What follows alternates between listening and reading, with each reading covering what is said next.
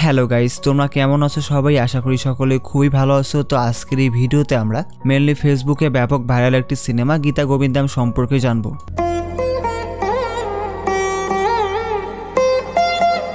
প্রথমবারের মতো বিজয় দেবরাকন্দ ও রশ্মিকা মান্দানা এই ছবিতে অভিনয় করে সেরা জুটি হিসেবে নির্বাচিত হন আর কোটি কোটি সিনেমা প্রেমীদের মনে জায়গা করে নেন। এর ফলে মেয়েদের ক্রাশ হয়ে ওঠে বিজয় দেবরাকন্দ আর ছেলেদের ক্রাশ হয়ে ওঠে রশ্মিকা মান্দানা। 2018 সালে মুক্তি পাওয়া সিনেমাটি মুক্তির 3 সপ্তাহ না পেরোতেই 110 কোটি আয় করেছে। সুতরাং নিঃসন্দেহেই বলা যায় এটি সুপার ডুপার হিট ব্লকবাস্টার একটি সিনেমা। আর হ্যাঁ, শেষ কথা একটু না বললেই নয়, সিনেমার গল্প শুরু হয় চুমু দিয়ে, আবার গল্প শেষ হয় চুমু দিয়েই। তো বুঝতেই পারছো সিনেমাটি কেমন হতে পারে। সিনেমায় গীতার ইমোশন আর লুকস গুলা খুব ভালো লাগছে আমার। গোবিন্দকেও খুব সুন্দর একটা লুকে দারুণ মানিয়েছে মুভিতে, অভিনয়ও ভালো ছিল।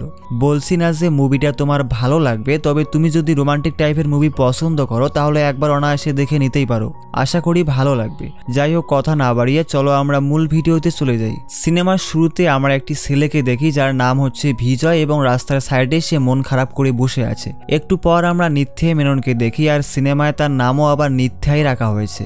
দেখা যায় সে গাড়িতে যাওয়ার সময় তার গাড়ি নষ্ট হয়, তাই সে রেগে গাড়ি থেকে বের হয় এবং তার ড্রাইভার যায় মেকানিক আনতে। তো এই সময় নিত্যার চোখ পড়ে আমাদের বিজয়ের উপর, যে কিনা নীরব হয়ে চুপচাপ বসে রয়েছে।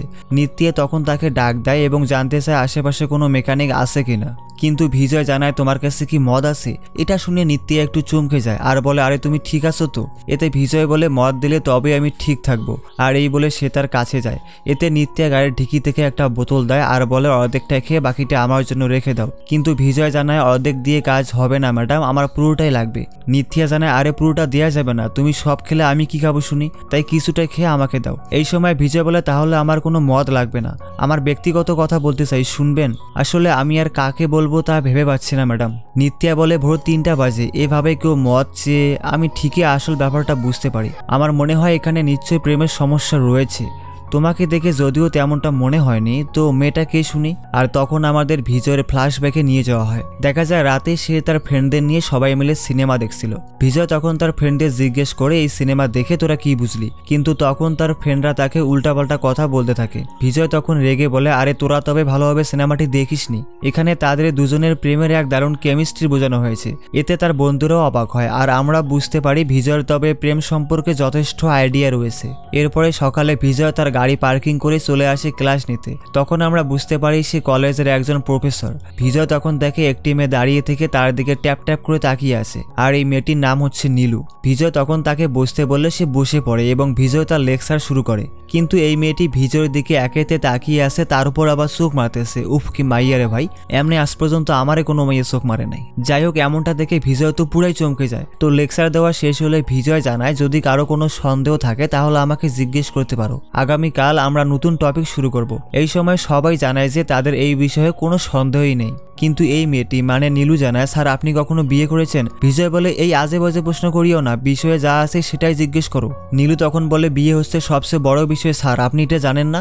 গণিত বা পদার্থবিজ্ঞান আর কি, কাউকে টাকা দিলেই জানাবে। তো সিরিয়াস ভাবে বলুন কখন আপনি আমাকে বিয়ে করবেন? ওহো কি মাইয়েরে ভাই, সে তো দেখি স্যারকেই বিয়ের প্রস্তাব দিতেছে। আর গাইস, তোমরা কেউ কখনো তোমাদের টিচারের প্রেমে পড়েছিলে কিনা সেটা কমেন্টও অবশ্যই জানাবে কিন্তু। যাই হোক, বিজয় তখন বলে আগে তুমি তোমার গত বছরের ব্যাকলগ বিষয়গুলোতে পাশ করে মা বাবাকে খুশি করো, তারপর বিয়ের ব্যাপারে চিন্তা করিও। ও অল্প বয়সী পেকে গেছে।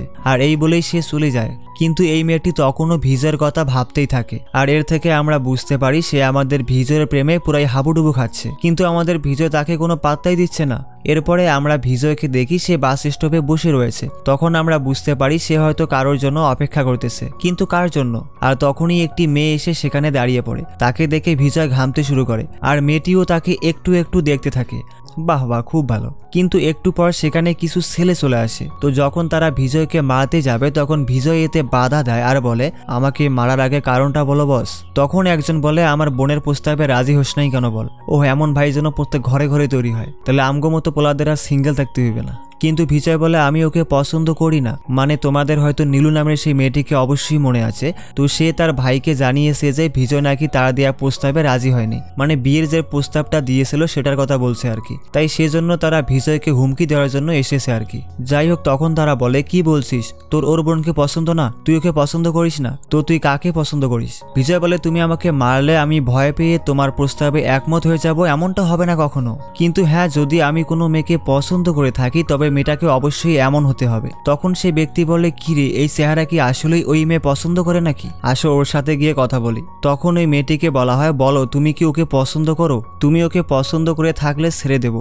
না হলে ওকে এখানেই মেরে ফেলবো। তখন মেয়েটি বলে আমি এমনিতেই বিবাহিত স্যার। বিজয় তখন চমকে গিয়ে বলে আরে ম্যাডাম এসবের মানে কি, কারণটা কি বলেন ম্যাডাম, টানা 6 মাস ধরে আপনার পিছনে পড়ে আছি। আর এবার আমরা বুঝতে পারি বিজয় তবে এই মেয়েটির জন্য রোজ এখানে এসে অপেক্ষা করতো। মেয়েটি বলে অপরিচিত কোনো ছেলের সাথে কথা বলা আমাদের সংস্কারে তেমন কিছু না। বিজয় বলে আর আমি আরো কত বড় প্ল্যান করে রাখছিলাম ম্যাডাম দয়া করে আপনার সাথে আমি এখন যা করেছি ভুলে যান, এসব আজে বাজে চিন্তা আমার মাথায় আসছে। যদি আপনাকে এই 6 মাস আমি কোনো বিরক্ত করে থাকি দুঃখিত ম্যাডাম। এই সময় মেয়েটি বলে এই যে শোনো একবার এদিকে আসো তো, তুমি আমাকে ফলো করার সময় থেকে আমি এইসবের ব্যাপারে বুঝে গিয়েছিলাম। তো তুমি যেমন মেয়ে পছন্দ করো তার সাথে তোমার শীঘ্রই সাক্ষাৎ হবে, তোমার জন্য শুভকামনা রইল। বিজয় তখন তাকে নিজের খেয়াল রাখতে বলে আর চলে যায়। এবার আমরা দেখি বিজয়ের সাথে একটি মেয়ের বিয়ে হচ্ছে, সেজন্য বাড়িতে সবাই খুশি ছিল। বিজয় তখন সেই বিয়ে করা মেয়েটিকে বারবার দেখার চেষ্টা করে কিন্তু সেই সুযোগ সে পায় না। আর তখনই আমরা দেখি সে মাত্র ঘুম থেকে উঠলো এবং আমরা বুঝতে পারি সে তবে ঘুমের স্বপ্নে কোনো এক মেয়েকে বিয়ে করতেছিল। আর এই নিয়ে সে অনেক খুশি হয় এবং তার ফ্রেন্ডকে বলে তার সাথে নাকি একটি সুন্দরী মেয়ের বিয়ে হবে একদিন। আর এই বলে সে চলে যায় এবং তার এই কথা শুনে তার ফ্রেন্ড শুধু মজা নেয়। দুজনে এবার চলে আসে এক মন্দিরে। আর বিজয় তখন একটি সুন্দরী মেয়েকে দেখে যাকে কিনা সে স্বপ্নে দেখেছিল, এমনকি এর সাথেই নাকি বিজয়ের বিয়ে হয়েছে। মানে বিজয় এটা তার স্বপ্নে দেখেছিল আর কি। ও হ্যাঁ, এই মেয়েটির নাম হচ্ছে গীতা। আর এই নামটা কিন্তু আমাদের বিজয় এখনো জানে না। একটু পর সে তার পিছু নেয়। গীতা এবার বসে কিছু একটা খাচ্ছিল। তার সাথে কথা বলার জন্য বিজয় তার কাছে যায় আর বলে এই যে শুনেন, আসলে মন্দিরের বাইরে আপনার জামাই আর বাচ্চা দাঁড়িয়ে আছে। তো এটা শুনে গীতা চরম রেগে যায় এবং বিজয় এতে বুঝতে পারে মাইয়া এটা সিঙ্গেল আছে। তবে এই খুশিতে সে গীতাকে তার বউ ভেবে অনেক রকম ভালো কিছু মুহূর্ত কাটায়। মানে কল্পনায় আমাদের বিজয় গীতার সাথে সংসার অবধি করে ফেলতেছে, ভাবা যায় এগুলা। আর এরপরেই সিন চলে আসে আবার বর্তমানে। তো বিজয়ের এই সব কল্পনার প্রেম দেখে নিত্যা প্রচুর হাসে, এর সাথে অনেক খুশিও হয় এবং জানায় তোমার মতো চিন্তা ভাবনা যদি সব ছেলেদের মধ্যে থাকতো তাহলে হয়তো অনেক কিছুই বদলে যেত। আর এরপরে কি হয়েছিল বিজয় বলতে শুরু করে। তো বিজয় একদিন বাসে করে তার বোনের বাগদানের জন্য গ্রামে যাচ্ছিল, কিন্তু সেখানে হুট করে গীতা চলে আসে আর তার পাশে বসে। বিজয় আসলে বিশ্বাস করতেই পারছে না যে মেয়েটি তার পাশের সিটে বসবে। এই নিয়ে সে সেই লেভেলের খুশি হয়। আসলে জীবনের প্রথম প্রেমে এইভাবে খুশি হওয়া এটা একটা ভেরি কমন ব্যাপার কিন্তু। এবং গাইস, তোমার জীবনের প্রথম প্রেম কিরকম ছিল আর কিভাবে হয়েছিল তা জানাতে ভুলবে না কিন্তু। আর আমগো মতো সিঙ্গেল পোলার কথা থাক, কি আর কমু বুঝালো। দুজনে এবার চুপচাপ বসে আছে, কিন্তু আমাদের বিজয় বুঝতে পারছে না যে সে তার সাথে কিভাবে কথা বলবে, কোন টপিকে কথা বলবে, কি বলে শুরু করবে। তাই সে তার বন্ধু কৃষ্ণাকে ফোন দিয়ে হেল্প চায়। তখন তার বন্ধু তাকে উল্টাপাল্টা আইডিয়া দেয়। তাই সে নিজেই ওর সাথে কথা বলে তার নাম জানতে চায় এবং সে কোথায় যাচ্ছে এসব জানতে চাইলে আমরা দেখি আরে ভাই গীতা তো আমাদের বিজয়কে পাত্তাই দিচ্ছে না, এ কেমন মাইয়া। এখন সে আবার কৃষ্ণাকে ফোন করে হেল্প চায়। তখন তার বন্ধু তাকে জানায় তুই ওরে ভালো করে ফলো কর, তার ভালো মন্দগুলো বোঝার চেষ্টা কর, দেখবি ঠিকই কাজ হয়ে যাবে। আর এরপরই সে দেখতে পায় গীতা একটি ছোট্ট বাচ্চাকে দেখে খুনসুটি মজা করছে। এরকমটা দেখে বিজয়ও বাচ্চাটির সাথে কথা বলার চেষ্টা করে, কিন্তু হেতে বিপরীত হয় আর বাচ্চাটি কান্না শুরু করে। তাই বিজয় বাচ্চাটির কান্না থামাতে সে বাচ্চাটিকে নিয়ে আদর করে। আর গীতার এরকম দেখে খুবই ভালো লাগে। একটু পর বিজয় বাচ্চাটিকে তার কাছে নিয়ে আসে আর গীতা তখন বলে বাহ, তুমি দেখি বাচ্চা ভালোই সামলাতে পারো, তো তোমার কয়টা বাচ্চা আছে? এরকম আজব কথা শুনে বিজয় বলে কি বলছেন ম্যাডাম, আমি আমার এলাকার সবচেয়ে সুযোগ্য ব্যাচেলার ছেলে। আর এতে গীতাও বুঝতে পারে ছেলেটি তবে সিঙ্গেল আছে এবং বিজয় তখন রেগে বলে আপা বাচ্চা ঘুমিয়ে গেছে, ওকে আপনার কাছে নিয়ে যান। অযথা লোকে ভুলভাল চিন্তা ভাবনা করতেছে। এবার বাসের বিরতি টাইম শুরু হয়। গীতা তখন বিজয়কে গিয়ে বলে আমার ওয়াশরুমে যেতে হবে, যদি তুমি কিছু মনে না করো আমার সাথে দরজা পর্যন্ত যেতে পারবে। আসলে ওয়াশরুমের দরজাটা ভালো করে আটকে না, তার উপর সেখানে একদল লোকেরা মদ খাচ্ছে, সেজন্য আমার কিছুটা অস্বস্তি বোধ হচ্ছে, প্লিজ কিছু মনে করিও না। বিজয় তখন বলে আহা সমস্যা নেই, চলো যাই চলো, এবং গিয়ে দেখতে পায় সেখানে আসলে কিছু লোক দাঁড়িয়ে মদ খাচ্ছিল। বিজয় তখন গীতাকে ভিতরে যেতে বলে আর সে বাইরে দাঁড়িয়ে থাকে। তখন এই ছেলেটি বলে ওঠে প্রেমিকা নাকি? বিজয় বলে না, চেষ্টায় আছি। সে বলে চিন্তা করিও না ভাই, তুমি তো দেখতে হ্যান্ডসামই আসো। বিজয় তখন মুস্কি হাসে আর বলে ভাই যদি কিছু মনে না করো জায়গাটা খালি করে দিবে প্লিজ। মেয়েটার অস্বস্তি বোধ হচ্ছিল তো তাই তারা চলে যায়। বিজয় এবার তার বন্ধুকে ফোন করলে তার বন্ধু জানতে পারে বিজয়কে নাকি মেয়েটি ওয়াশরুমের দরজায় দাঁড়াতে বলেছে। এটা শুনে সে সত্যিই চমকে যায়। তখন তার বন্ধু জানায় মামা আমার মনে হয় সে তোকে ভালোবাসে, সে তোকে অনেক বিশ্বাস করে, সে পাগলের মতো তোর প্রেমে পড়ে গেছে। বিজয় বলে আরে চুপ কর তো, এটা আবার কিসের ভালোবাসা? তার বন্ধু জানায় ওহ এই শালা সহজেই কিছু বুঝে না দেখছি। দেখ মেয়ে যদি ওয়াশরুম থেকে বেরিয়ে এসে তোকে ধন্যবাদ দেয় তবে সেটা ফর্মালি অনুভব করা হবে, কিন্তু যদি তোকে কিছু না বলে হেসে তোর সামন দিয়ে চলে যায় তাহলে সে নিশ্চয়ই তোকে পছন্দ করে মামা। আমার কথা বিশ্বাস কর, ও সত্যিই তোর প্রেমে পাগল হয়ে গেছে। একটু পর গীতা চলে আসে আর কিছু না বলেই সেই একখান স্মাইল দিয়ে চলে যায়। আর বিজয়ের বন্ধুর কথা অনুযায়ী মেয়েটি তো সেরকমটাই করলো, তো মেয়েটি হয়তো তাকে ভালোবাসে। তাই বিজয় এবার দারুণ খুশি হয় এবং তার প্রেমে মুগ্ধ হতে শুরু করে। এবার যখন তারা দুজনে ঘুমাচ্ছিল তখন একজন বৃদ্ধ মহিলা এসে বিজয়কে বলে আমার পিছনের সিটে বসতে সমস্যা হচ্ছে, তাই আমাকে কি তোমার সিটে বসতে দেবে? তো বিজয় তো প্রথমে রাজি হয় না, কিন্তু গীতা যখন বলে ওঠে কি হয়েছে তখন বিজয় আবার কথা ঘুরিয়ে দেয় আর তার সিট ছেড়ে পিছনে চলে আসে। তো বেশ কিছুক্ষণ পর গীতাও আবার পিছনে চলে আসে। বিজয় জিজ্ঞেস করাতে সে বলে ওই মহিলাটি নাক ডেকে ঘুমাচ্ছে, কিন্তু এতে আমার সমস্যা হচ্ছে তাই পিছনে চলে এলাম। আর একটু পর গীতা শুয়ে পড়ে। বিজয় তখন তার বন্ধুকে ফোন দেয় আর সবকিছু বলে। তখন তার বন্ধু তাকে বলে দেখ তোর সাথে এত কিছু হয়ে গেল, তুই এবার সুযোগ বুঝে মেটারে কিস করে ফেল, অন্তত টেস্ট তো করে দেখ মামা। কিন্তু বিজয় এতে রেগে গিয়ে বলে আর এবারটা কি বলিস এই সব, এবং এই বলে সে ফোন কেটে দেয়। বিজয় তখন তার পা স্পর্শ করে এবং কিস করতে গিয়েও করে না, কারণ তার কাছে এটা অন্যায় বলে মনে হচ্ছিল। তাই সে ওই মুহূর্তটাকে ধরে রাখার জন্য একটা সেলফি তোলার সিদ্ধান্ত নেয়। তো যখন সে সেলফি তুলবে তখন বাসের ধাক্কার কারণে সে তাকে কিস করে ফেলে। আর তখনই গীতাও জেগে ওঠে এবং দেখে সে এসবের সেলফিও তুলছে। তাই সে রেগে বিজয়কে একটা থাপ্পড় দেয় আর বলে এই ভূমিতে তোমরা মেয়েদের খুব সহজেই ভোগ করা যায় ভাবো তাই না? তোমরা এমন সময়ের অপেক্ষায় থাকো না, আর তুমি এভাবে আমার খেয়াল রাখছিলে বুঝি? বিজয় বলে ম্যাডাম আমি ইচ্ছে করে কিছু করিনি, আসলে আমি সেলফি তোলার চেষ্টা করার সময় এরকমটা হয়ে গেল। ম্যাডাম দয়া করে কাঁদিয়েন না প্লিজ। গীতা তখন তার ভাইকে ফোন করে এই ব্যাপারে জানায়। তখন তার ভাই প্রচুর রেগে যায় এবং তার কাছে আসতে চায়, কিন্তু গীতা জানায় ভাইয়ে তোমাকে এখানে আসতে হবে না, তুমি সকালে ভানুগুটি জাংশনে অপেক্ষা করিও, আমি সেখানে সকালের মধ্যেই পৌঁছে যাব। তখন তার ভাই বলে আসো ওকে সাথে নিয়েই আসো, আমি ওকে সেখানেই পুঁতে ফেলবো। তো আমরা বুঝতে পারি আমগো বিজয় হয়তো এবার শেষ।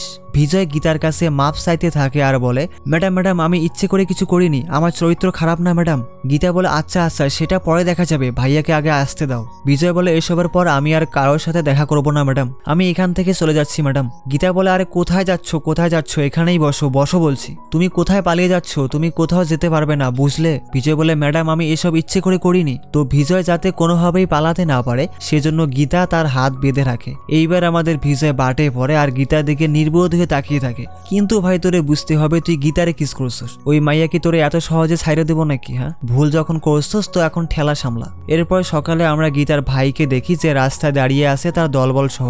বাস চলে আসলে সে ভিতরে তার বোনের কাছে যায়, কিন্তু সেই ছেলেটিকে সে দেখতে পায় না, মানে আমাদের বিজয়কে। তখন গীতার ভাইয়ের সাথে আমরাও কনফিউজ হয়ে যাই যে বিজয়কে তো গীতা বাইন্দা রাখছিল, তাহলে সে গেল কোথায়? আর তখন গীতার থেকে আমরা জানতে পারি রাতে বিজয় এতটাই ভয় পেয়েছিল যে সে গীতাকে ধাক্কা দিয়ে তার ব্যাগ নিয়ে জানালা দিয়ে পালিয়ে যায়। আর এতে গীতার ভাই অনেক রেগে যায় এবং তার এক পুলিশ ফ্রেন্ডকে এই ব্যাপারে জানায়। আর তারা প্ল্যান করে যে কিভাবে তারা ওই ছেলেকে খুঁজে বের করবে। অন্যদিকে বিজয় তার বাবার সাথে বাড়িতে চলে আসে এবং এই হচ্ছে তার বোন যার কিনা আজকে বিয়ে হবে। সে তার সাথে কথা বলার চেষ্টা করলে বিজয় সেটা এড়িয়ে যায়, কারণ আমরা জানি বিজয়ের মন মেজাজ কিছুই ভালো নেই, অন্তত এই মুহূর্তে। তার এই ব্যবহারে তার বোনের খুবই খারাপ লাগে। এরপরে তারা দুজনে বেশ কিছু ব্যাপার নিয়ে কথা বলছে।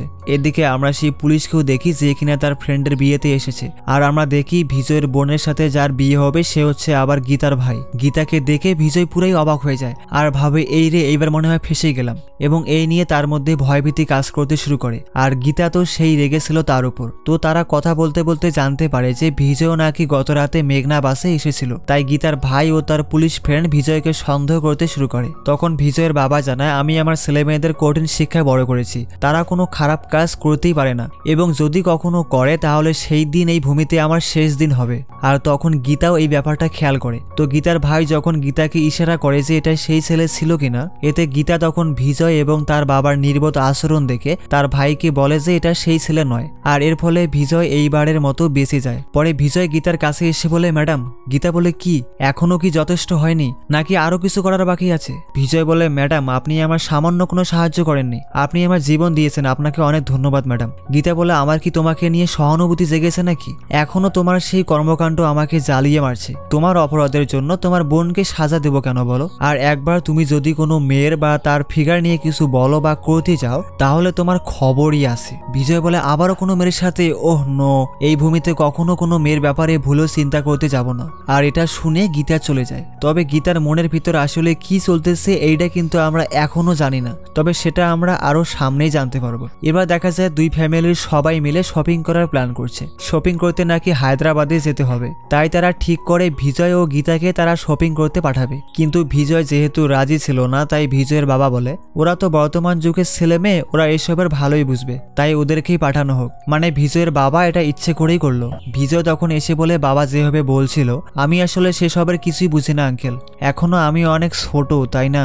এই কথা শুনে গীতা এবার চরম রেগে যায়। এতে বিজয় আবারও ভয় পেতে শুরু করে। তখন গীতার দাদি বলে, কি তুই ছোট ছেলে, তোর ঠিক সময়ে বিয়ে দিলে এতক্ষণে 4-5টা বাচ্চাও হয়ে যেত, আর তুই নিজেকে এখনো ছোট ভাবিস? আচ্ছা বাদ দে, আমাদের মেয়ে আছে না, ও সবকিছু একাই সামলে নেবে। তাই বিজয় বলে, ঠিক আছে আমি যাব। আর তখনও গীতা তার দিকে রেগে মেগে তাকিয়ে থাকে।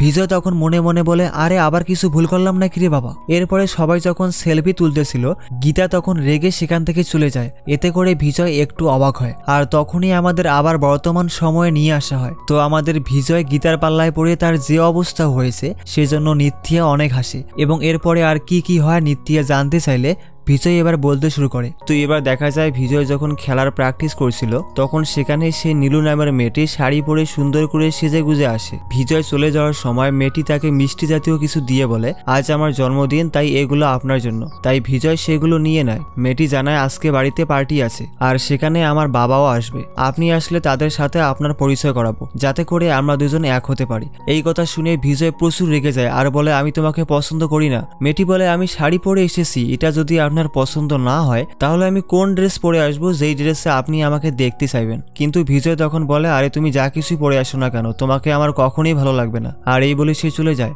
এবং মেয়েটি প্রচুর আফসোস করতে থাকে, এরকম একটা মাইয়া যদি আমার পিছনে এমন ঘুরঘুর করতো তাহলে বিজয়ের মতো আমিও সেই পাট লইয়ে বেড়াইতাম, হা হা। আর আমার দুঃখের কথা আর কি গো, আজ পর্যন্ত একটা মাইয়াও বাড়াইতে পারিনি। আসলে সিঙ্গেল মাইয়ার বড় অভাব পড়ছে তো এই দেশে, যার এই জায়গায় সেই মাইয়াই কয়, সরি ভাইয়া আমার বয়ফ্রেন্ড আছে। এই কথা শুনলে কেমনটা লাগে কত? যাই হোক, বিজয় একদিন রাতে বন্ধুদের সাথে নিয়ে বাইরে ড্রিঙ্ক করতেছিল। তখন হঠাৎ করে গীতা তাকে ফোন করে। আর বিজয় তখন মনে করে ওই মেয়েটি তাকে ফোন দিয়েছে, তাই সে বড্ড রেগে যায় আর বলে, কে? গীতা বলে, আমি। বিজয় বলে, হ্যাঁ আমিটা কে শুনি? তোমার বাবা মা তোমার নাম রাখেনি? গীতা বলে, হ্যাঁ রাখছে। বিজয় বলে, তাহলে তোমার নাম বলো, তোমার নাম বলতে পারছো না? সে বলে, গীতা। বিজয় তখন এবার অনেক ভয় পেয়ে যায় আর বলে, ম্যাডাম আমি দুঃখিত ম্যাডাম, আমি আপনাকে চিনতে পারি নাই ম্যাডাম। গীতা বলে, সবাইকে একসাথে গিয়ে দাওয়াত দিতে হবে আর বিয়ের শপিংও করতে হবে বলেছিল তো নাকি? বিজয় বলে, কিন্তু আপনি আমার সাথে বের হলে আপনি কি স্বস্তি বোধ করবেন কিনা সেটা নিয়ে ভাবছিলাম। গীতা তখন বলে, হ্যাঁ তুমি তো সব সেট আপ করেছো যাতে আমি তোমার সাথে স্বস্তি বোধ করি। বিজয় বলে, আহা ছি, আমার উদ্দেশ্য সেটা ছিল না ম্যাডাম। গীতা বলে, কাল সকাল 9টায় আমাকে নিতে আসিও। তাই বিজয় এতে রাজি হয় আর বলে, ম্যাডাম। গীতা বলে, কি? বিজয় বলে, আসলে এই নাম্বারটি কার? গীতা বলে, কেন? বিজয় বলে, তাহলে সেভ করে রাখবো। আচ্ছা আপনি খেয়েছেন? গীতা বলে, না। তুমি খাওয়াবে নাকি? বিজয় বলে, না ম্যাডাম না। আর এই বলে সে ফোন রেখে দেয়। এবার বিজয়ের বন্ধু বলে, এই কি হয়েছে রে? বিজয় বলে, যখন জিজ্ঞেস করলাম তুমি খেয়েছো, সে আমাকে বলল তুমি খাইয়ে দেবে। ওহ ভাই, আমাকে খাইয়ে দিতে বলছে। এরপরে সকাল হলেই বিজয় বের হয়ে পড়ে এবং বাইক নিয়ে চলে আসে গীতার বাসায়। একটু পর গীতা চলে আসে এবং সে তার শাড়ি ঠিক করছিল। বিজয় তখন তার দিকে হা করে তাকাইছিল, মানে গীতাকে দেখে সে। আর বিজয় রোমাঞ্চিত একটা ভাইবে বাইক চালাইতে থাকে এবং এখানে একটি সুন্দর গান আছে, আশা করি গানটি তোমাদের ভালো লাগবে।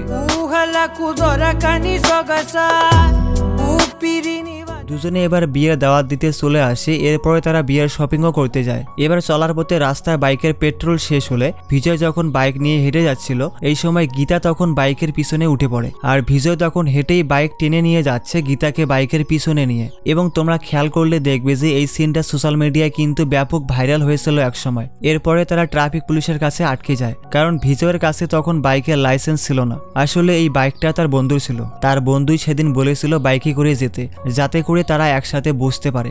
বাইক এবার ট্রাকে তোলা হয় আর গীতা তখন মারাত্মক খেপে যায় বিজয়ের উপর। তার ঠিক একটু পর বিজয়ের বন্ধু কার নিয়ে আসে আর সেই কারে করে দুজনে বাসা ফিরছিল। গীতা জানতে পারে এই কারটা নাকি বিজয়ের আর ওই বাইকটা তার বন্ধুর ছিল। গীতা বলে, তোমার কার থাকা সত্ত্বেও তুমি বাইক নিয়ে এসেছিলে কেন এতদিন? তুই এই মুহূর্তে বিজয় এখন কেমনে আসল কথা কয়, তাই সে কথা ঘুরিয়ে দেয়। এইদিকে গীতার বাড়িতে দেখা যায় একজন ছেলে এসেছে এবং সে কথায় কথায় গীতার সেই বাসের ঘটনাটি নিয়ে কথা তোলে। এতে গীতার ভাই এসে তার সাথে রাগারাগি করলে সে জানায় সে কেন এখন পর্যন্ত সেই ছেলেটাকে খুঁজে বের করতে পারলো না। আরে আমার বোনের সাথে এরকম হলে আমি কবেই সেই ছেলেকে খুঁজে বের করতাম। এবং এইরকম একটা ক্ষোভ তার মধ্যে জাগিয়ে দিয়ে সে চলে যায়। তো সেদিন রাতে গীতা আর বিজয় যখন বাসা ফিরছিল, সেই সময় বিজয় খাবার আনতে বাইরে যায়। তখন বিজয়ের ফোনে হোয়াটসঅ্যাপে একটা ভিডিও পাঠায় নীলু নামের সেই মেয়েটি। আর গীতা তখন অনেক ভেবেচিন্তে সেই ভিডিওটি প্লে করে। দেখা যায় সেই মেয়েটি তার ড্রেস খুলতে খুলতে বলতেছে, স্যার আমি সাংস্কৃতিক পোশাকে তৈরি হওয়াতেও আপনার পছন্দ হয়নি তাই না, এখন আমাকে এভাবে দেখুন। কিন্তু এরকমটা দেখে গীতা চমকে ওঠে এবং রেগে থাকে বিজয়ের উপর। সাথে ভেবে নেয় বিজয় হয়তো এই টাইপেরই ছেলে। এরপরে বিজয় যখন চলে আসে তখন সে খেয়াল করে যে গীতা তার সাথে রেগে কথা বলতেছে। আর তখন সে বুঝতেও পারে না যে গীতার হঠাৎ হলোটা কি, এবং বারবার সে ফোনের কথাই বলতেছে গীতা, কিন্তু কেন। এবং এইটা জানার জন্য সে তার ফোন নেয় এবং দেখতে পায় সেই ভিডিও। আর গীতার মতো সেও চমকে ওঠে এই ভিডিও দেখে। এবার বিজয় বুঝতে পারে গীতা কেন তার সাথে এতক্ষণ রেগে কথা বলেছিল। তাই বিজয় তখন গীতাকে বলে, ম্যাডাম ম্যাডাম আমি এইসবের কিছুই জানি না, প্লিজ ম্যাডাম, ম্যাডাম সত্যি আমার এই ব্যাপারে কোনো আইডিয়া নেই ম্যাডাম।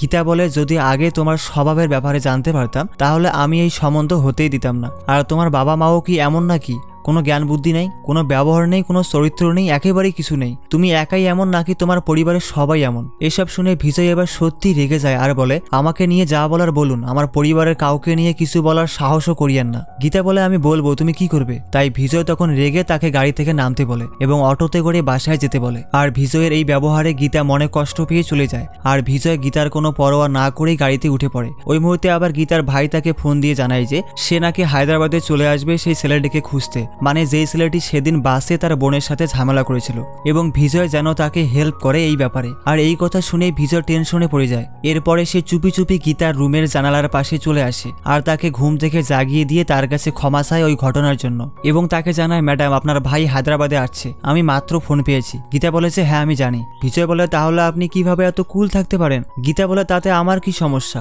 ভাই তো তোমাকে ধরতে আসছে। বিজয় বলে, ও মা, এভাবে বলছেন কেন ম্যাডাম? আমরা দুইজনে মিলে ঠিক করেছিলাম না এই ব্যাপারটা গোপন রাখবো? আর তখনই গীতা যখন সিকিউরিটিকে ডাকতে থাকে তখন তারা পালিয়ে যায়। এরপরে বিজয় তার বন্ধুদের সাথে চলে আসে একটি বারে এবং সেখানে সে খুব সুন্দর কিছু মুহূর্ত কাটায়। পরের দিন সকালে বিজয় চলে আসে গীতার গেস্ট হাউসে। ওই সময় গীতা যখন ট্যাক্সি থেকে নেমে ভাড়া দেবে তখন বিজয় সেখানে এসে বলে, madam very good morning madam. কিন্তু গীতা এতে কিছুই বলে না। বিজয় তখন জানতে পারে গীতার কাছে নাকি ভাঙতি নেই, তাই বিজয় গীতার ভাড়া দিতে চাইলে গীতা সেটা বারণ করে। বিজয় বলে, এসব কি ম্যাডাম, আপনি ছেলেদের মতো কথা বলছেন কেন? আমি আর আপনি তো এক না, মানে ওই আপনার ভাইয়ের সাথে আমার বোনের বিয়ে হচ্ছে তো না? আর তখনই ট্যাক্সি ড্রাইভার বলে ওঠে, ও দারুণ, আত্মীয় দিক থেকে দেখলে আপনারা তো একে অপরের তালতো হন। গীতা বলে, কে তালতো? আমি কি তোমাকে বলছি? এই বলে তাকে একটা থাপ্পড় দিয়ে বলে, এখানে যে কেউ যে কারো তালতো হয়ে যায় না, আর একবার এসব বললে মেরে গাল ফাটিয়ে দেবো, গাধা কোথাকার। এবং এই বলে সে চলে যায়। বিজয় বলে, ম্যাডাম আমি দুঃখিত ম্যাডাম। আর এর সাথে দুজনেই ভিতরে চলে আসে, যেখানে আগে থেকে গীতার ভাই তাদের জন্য অপেক্ষা করতেছিল। এর একটু পর গীতার ভাইয়ের সেই পুলিশ বন্ধুটাও চলে আসে আর সেই ছেলেকে কেমনে ধরবে সেই নিয়ে আলোচনা করে। এসব শুনে আমাদের বিজয়ের হাঁটু কাঁপতে শুরু করে আর ভাবে, এই বুঝি ফাঁসলাম রে। পুলিশ তখন গীতার থেকে জানতে পারে ছেলেটির বয়স 25 থেকে 26 হবে, এবং আমরা জানতে পারি তারা নাকি সেদিন রাতে ওই বাসে যারা এসেছিল তাদের নাম চেক করবে। তাই বিজয় এতে একটু ভয় পায়। এরপরে তারা সেই বাস কাউন্টারে চলে আসে এবং সেই নামের লিস্ট পেয়ে যায়। ওইদিকে গীতা আর বিজয় যখন বসেছিল তখন গীতার ভাই তাকে ফোন দিয়ে তাদেরকে থানায় আসতে বলে। এই কথা শুনে বিজয় তখন প্রচুর ভয় পেতে থাকে এবং একটু পর তারা থানায় চলে আসে। বিজয় গীতাকে বারবার বলে, ম্যাডাম ম্যাডাম আমাকে বাঁচিয়ে নিন, নয়তো ওরা আমাকে মেরেই ফেলবে, প্লিজ ম্যাডাম প্লিজ।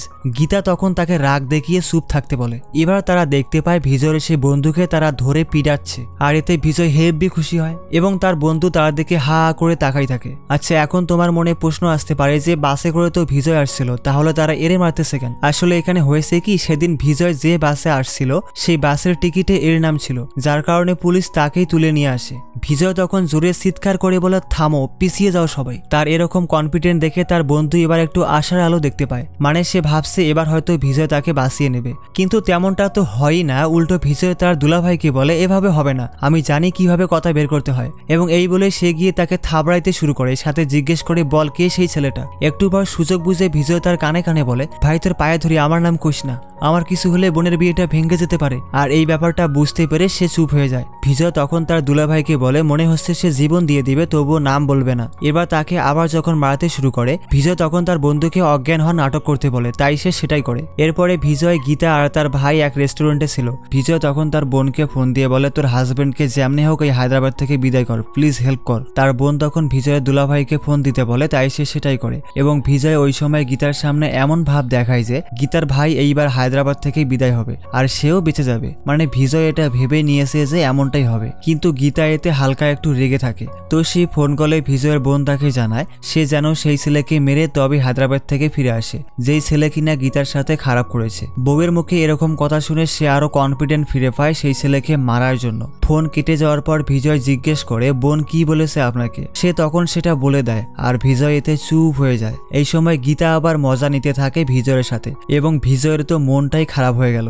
যাই হোক, এরপর তারা বিয়ের কার্ড দেওয়ার জন্য এক বাড়িতে আসে, তবে বিজয় তার সাথে যেতে চাচ্ছে না। বিজয় বলে, আপনি ভিতরে যান ম্যাডাম, আমি বাইরে অপেক্ষা করছি। গীতা তখন বলে, বেশি নাটক করতে যেও না। আর এই বলে যখন সে বের হতেই যাবে তখন বিজয় তাকে মারতে চাইলে সে পিছনে তাকাতেই সে মশা মারার অভিনয় শুরু করে আর বলে, মশা মশা কি হয়েছে ম্যাডাম? আর গীতা সেটা বুঝতে পেরে চুপচাপ চলে আসে সেই বাড়িতে এবং কার্ড দিয়ে যখন সে চলে আসবে তখন সে ওই মেয়েটিকে দেখতে পায়, মানে যেই মেয়েটা সেদিন বিজয়ের ফোনে তার নগ্ন ভিডিও দিয়েছিল। তাকে দেখে গীতা এবার সেখানেই থেমে যায় এবং সেই মহিলাকে বলে, ম্যাডাম ওকে? তিনি বলেন যে ও আমার মেয়ে। গীতা তখন বলে, ম্যাডাম আপনি রাগ না করলে আমি আপনাকে একটা বিষয়ের ব্যাপারে জরুরি কথা বলতে চাই। আসলে আমি আপনার মেয়ের একটা খারাপ ভিডিও দেখেছিলাম আমার এক আত্মীয়ের মোবাইলে। আপনার মেয়ে তার জামা কাপড় খুলছিল। তখন তিনি বলেন, আমিও দেখেছি এটা। আর তখনই তার ফ্ল্যাশব্যাকে আমরা দেখি সেই ভিডিও দেখার পর বিজয় সেদিন মেয়েটির বাসায় এসেছিল এবং তাকে ডাকতে থাকে। নীলুর মা বলে, এই তুমি কে? তুমি এখানে কি চাও? বিজয় বলে, আমি সেটা পরে বলছি, আগে আমাকে বলুন নীলু কোথায়? এই নীলু তুমি কোথায়, বেরিয়ে আসো। তাই নীলু এবার ঘুম থেকে উঠে চলে আসে। বিজয় তখন নীলুর মাকে বলে, ম্যাডাম আমি আপনার মেয়ের কলেজের প্রফেসর, আমি আপনার সাথে কিছু কথা বলতে চাই, ওকে বাইরে পাঠিয়ে দিন। এবার নীলুকে একটা থাপ্পড় দিয়ে বলে, হেই তুমি পাগল নাকি? এখনো কিছু বুঝতে পারছো না? যদি ওই ভিডিও ভাইরাল হয়ে যেত কি হতো জানো তুমি? তোমার এত বড় পরিবার থাকার পরেও তোমার সামান্যতম জ্ঞান বুদ্ধিও নেই, সেটাও চিন্তা করে দেখোনি? তুমি তো কেবল এই 4 দেয়ালের ব্যাপারে জানো, কিন্তু বাইরে সমাজের ব্যাপারে আসলেই কি কিছু জানো? ম্যাডাম ও আমার ফোনের হোয়াটসঅ্যাপে পাঠিয়েছে সেই ভিডিও। এই সময় নীলু বলে, আমি তোমাকে ভালোবাসি। এটা শুনে বিজয় বলে, যদি আর একবার এমন কথা বলো আমি তোমাকে মেরেই ফেলবো। আচ্ছা তোমার কাছে কত সম্পত্তি আছে? প্রায় 10 কোটির মতো। নীলু বলে, না প্রায় 1000 কোটির মতো। বিজয় বলে, সেটা কার? নীলু বলে, তার বাবা মায়ের। বিজয় তখন সেই মহিলাকে বলে, আপনাদের অযত্নের কারণে আজকে ওর এই দশা হয়েছে, কেবল টাকা কামানোর ব্যাপারেই ভেবে গেছেন। আমার বাবা মায়ের এত টাকা না থাকলেও আমার কোনো ভুল হলে ঠিকই সেটা ধরিয়ে দিত। আর তুমি কেন এমন ভুল করে তোমার বাবা মায়ের সম্মানটা নষ্ট করছো? তুমি হচ্ছ তোমার পরিবারের আস্থা। আমাদের পরিবারেও একটা মেয়ে আছে, আমরা সবাই তার ভালো খেয়াল রাখি। আমরা এমন কোনো ভুল করে নিজেদের বাবা মাকে কষ্ট দিতে চাই না, বরং দূর থেকে হলেও তাদেরকে সন্তুষ্ট রাখার চেষ্টা করি। আসলে আমি একজনকে পছন্দ করি, ওই আমার জীবন, ওই আমার সবকিছু আমি ভেবেছিলাম, কিন্তু আমি একটা ছোট্ট ভুল করে বসি। আর ভালোবাসা এটাকেই বলে, বুঝলে? তুমি যে কাজ করেছো সেটা মোটেও ঠিক না। তো তুমি এখন কি চাও? তুমি আমাকে চাও তাই তো? নীলু বলে, হ্যাঁ। বিজয় বলে, আচ্ছা ঠিক আছে, আমি সারা জীবন তোমার জীবনে একজন শুভাকাঙ্ক্ষী হয়ে থাকবো, তুমি কান্না করিও না।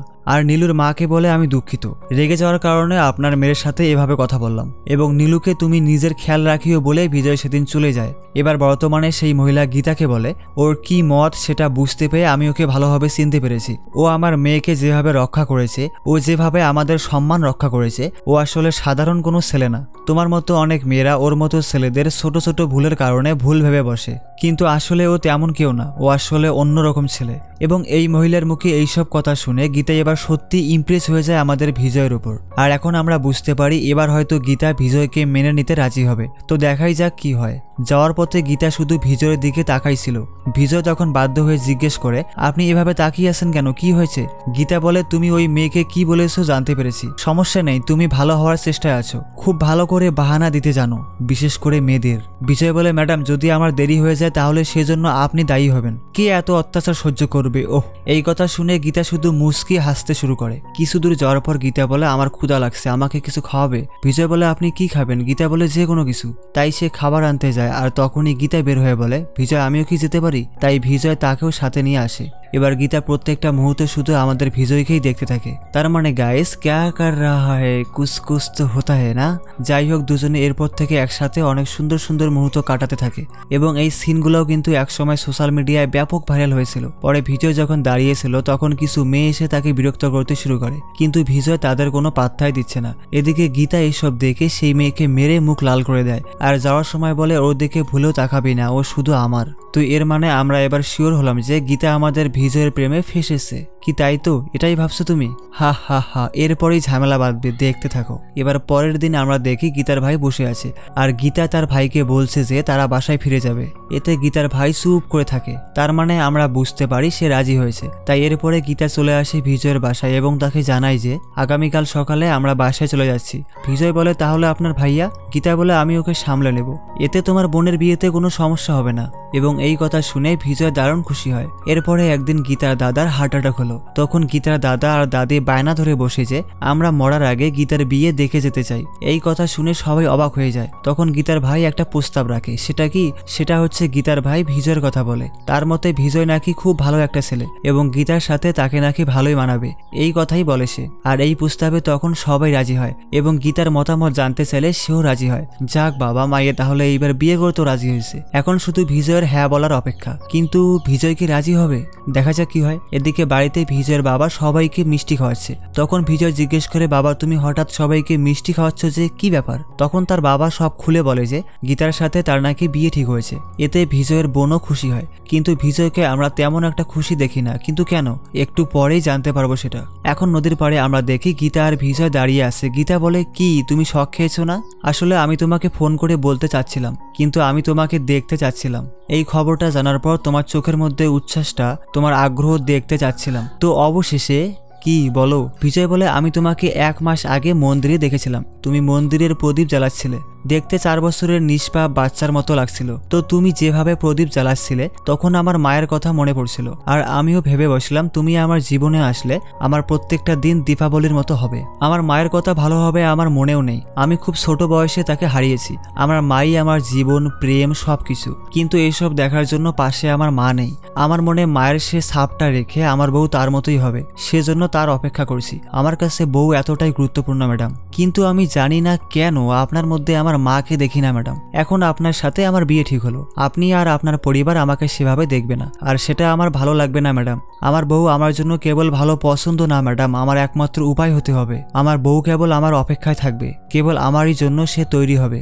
আমার পাগলামো আর সবকিছুতে কেবল সে ঘিরে থাকবে ম্যাডাম। আমার এই বিয়ে পছন্দ না। এই ব্যাপারে আপনি আমার বা আপনার পরিবারের কাউকে কিছু বলিয়েন না, কারণ আমার বোন তো আপনাদের ঘরের বউ হবে, তাই না? আপনি কিছু একটা করে বিয়েটা বন্ধ করে দিন প্লিজ ম্যাডাম, না হলে এই বিয়েটা আমি আমার বোনের বিয়ে রক্ষার জন্য করব।